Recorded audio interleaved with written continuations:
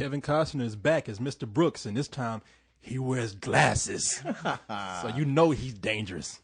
You know, that's the thing with killers in movies nowadays. They try to make them look normal, almost nerdy. I guess that's to offset the whole, dangerous part of them. See, that's the thing. Now I'm beginning to think nerds are dangerous. I'm beginning to think nerds are actual killers. I don't mess with them no more. What makes you think we're not? Wait a minute, say it again.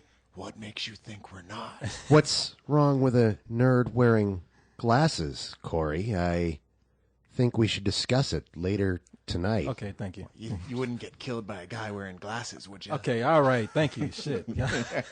I get it.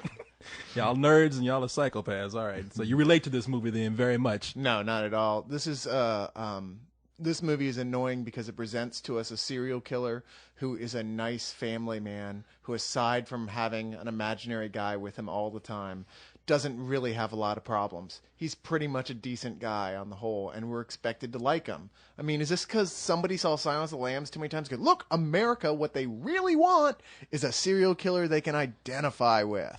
And thus we have Mr. Brooks, which is kind of a reverse Beautiful Mind. Or at least it'd be cool if it was, if we found out at the end that his imaginary friend had been real the whole time. And that everyone just pretended they didn't see him. Oh, he's back again. Right, yeah, the imaginary friend is just a real guy who's kind of an ass that everybody hates.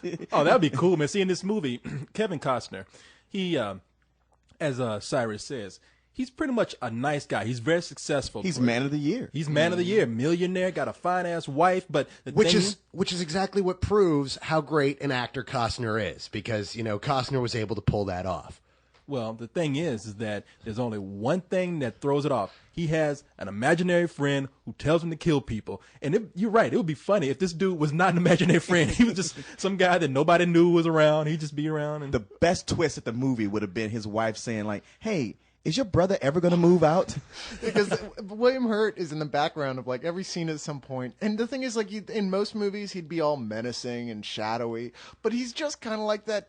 He feels like the guy's best friend from high school. It's never really gone away all the way. It's just like these guys are always sharing a private joke and laughing about stuff. Yeah, it's almost like you had the friend who kept daring you to do things. Hey, man, I dare you to go up there and kiss that girl. Hey, man, I dare you to go up there and scratch the guy's car. Hey, man, I dare you to go over there and kill that person. But I thought that part of the movie was cool. I actually liked the interaction between the two of those guys. To me, was what made the movie good, or like what I liked most about it. No. Because whenever Costner was by himself, his acting was pretty wooden. But when he got with William Hurt, they had a chemistry going. No, I love everything with William Hurt, and Kevin Costner is amazing. And I really liked all the stuff with Kevin Costner. The problem with this movie is what we haven't mentioned yet, is half of this movie is a really interesting idea, not for everyone, but a really interesting idea that I was really enjoying. The other half of the movie is a stupid cop movie, just like every other stupid cop movie we've ever seen, with a cop pushed to the edge trying to solve that case, who solves the case through supernatural instinct, read straight out of the script, going, look, it says that this person's involved, so I really need to press with this, even though everyone else is telling me to drop it. Yeah, Demi Moore plays the cop in this movie, and of course, she's the female cop who has something to prove, and that storyline is very, very, very over-conventional. Talk about somebody who must have slept with somebody to get a role, because she's not needed in this movie at all. She has almost no point in being in this film at all, her character. That's true. Take her out and just leave it Kevin Costner, William Hurt, and Dane Cook. Make it an indie film, and you'd have a great movie. Exactly. And the other problem is that all the weird, ridiculous things that this movie starts bringing up all stem from the Demi Moore part of the movie. Like, did it feel like there was one serial killer too many in this film? There's like 5 killers in this whole movie. And a few of them actually belong, and it's interesting. But then this other one, the Hangman, has no reason to be in this film except to be stalking Demi Moore. He has a point in this film. It's because he's the Mad Dog asshole killer, right? Because we have to have somebody put up against Kevin Costner's, but he's such a sweet guy killer. He doesn't mean to. He only does it every once in a while. It's true, man. They surrounded Kevin Costner with people for you to dislike just so they can make him seem like a good guy, even though he was a murderer. But he cleans up after himself. I mean, he cleans the whole crime scene. And let's face it, he's just good at what he does. And as Americans, we have to respect that. See, you're right. And the thing is, what's wrong with movies now? Hannibal Lecter fucked it up for everybody. Everybody wants killers to be charming now. We want to like killers because Hannibal Lecter was so groovy, you know? I disagree here. I really think that they don't want you to like him as much as they just want you to be able to somewhat identify with him. Like, the problems that come up, I don't want to ruin in case people watch it, because there are a few interesting twists to this movie that I enjoyed, but the problems that come up that arise from his illness and worrying about his family and the various things that come up, that I thought was disturbing to a certain degree, and I would have been more disturbed if the movie was just about him.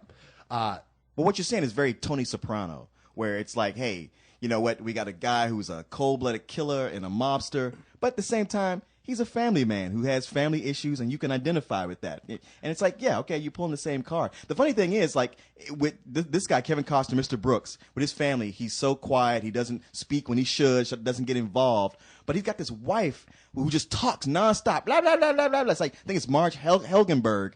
And with that bad facelift she's got and those collagen lips and that constant yammering, I'm like, dude, if you're going to kill somebody, here you go. Yeah, kill her.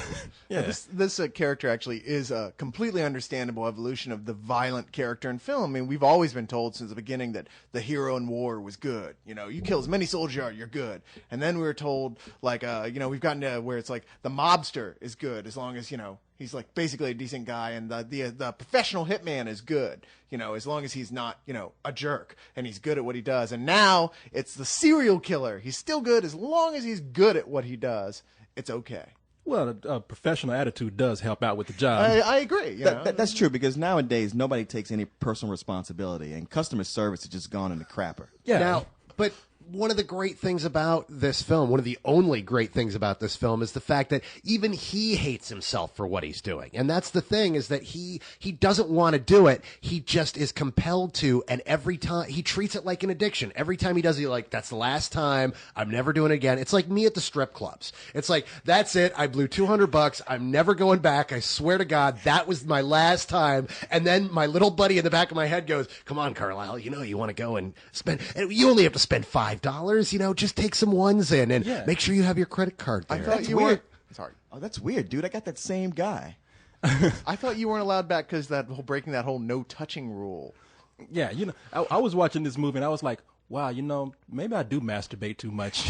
You know what I mean? Maybe I should cut back, you know, from like 6 times a day to 3. I don't know. Have Okay, where'd that come from? Wait, Can I trade places with you? Do you have a guy in your head that watches you masturbate, Corey? No, he doesn't watch me, but when I'm sitting up there minding my own business, he does like, come on, man, you want to touch yourself one more time. Come on. You'll enjoy it. John Shaft sits on the edge of his bed while he's jerking off. Good. Come on, man. Just touch yourself a little more, just for me. Yeah. And I'm like, no, I don't want to. Actually, it's Cyrus standing behind me, except you're not my imaginary friend.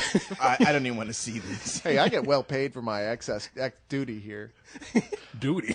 Wait, Said masturbating and duty? What the hell is going on here? Just a feather duster, you know. Hey, you know, I sense a bit getting cut from this. exactly. I don't think this is making it at this point. Evolved to protoplasmic slime. But one thing I did want to say about this movie, though, is you got William Hurt, Demi Moore, and Kevin Costner. It feels like, you know, what is actors who are one flop away from starring in their own CSI series?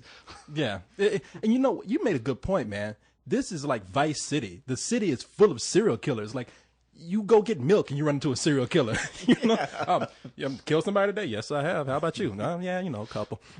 Right. It's like they have conventions or something. Yeah. I'm trying to cut back. But, you know, I will say this. For all the stuff that we're talking about this movie that's bad, there is. And that's the thing. This is a movie that struggles with itself, because there are a lot of good scenes in this movie that I enjoyed. But at the same time, there are a lot of really trite things in this movie that I didn't enjoy. And it just comes out to just an average movie. Well, we're gonna find out that there's really only one screenwriter to this, but he credited his friend that's inside his head telling him to write it. Come on, man, put the cop in there. Put the cop in. You know, we'll really enjoy it. We'll get someone hot like Demi Moore and get to hang out with her on the set. Come on, just write the cop in there, even though she makes no sense. Come on, dude, you want to do it? Yeah, and that guy was saying, "Come on, man, hurry up. We got Pirates of the Caribbean to write." So it was Charlie Kaufman and I can't remember his imaginary brother from Adaptation. Nicolas Cage. I don't No, know. no, but that was the whole point of the movie. Adaptation was that they were. So, that he had an I mean, imaginary- are you like me? I mean, did you hate the movie? Like I said, it's just average. I can watch it, but It is a complete mess. I say a rental for somebody who's listening to us talk going, wow, that serial killer thing does sound kind of cool. And either chapter skip or acknowledge that anytime Demi Moore's on screen, it's completely unimportant. There's no reason for her to be in the movie, and just wait to get back to the Mr. Brooks parts. Yeah, Leon said it right. Without the cop story, this would have been actually a neat little indie film. Because those parts, especially the parts with Costner and Hurt interacting, are fun to watch. At first, a little awkward, but then as you start to get into it, like what they're doing with it, like, okay, this is fun. But yeah, Demi Moore, you're just like, why are you even here? Well, this is an MGM film, so it pretty much is an independent film at this point. well, come on, they just had James Bond, man. Well, now that you already quoted me, there's not much more I can say, but I almost want to go matinee on it. If it was just a little bit faster, if the pace was faster on it, I'd say matinee. As it is, I guess I got to go rental. Yeah, and I guess I would put matinee on it. So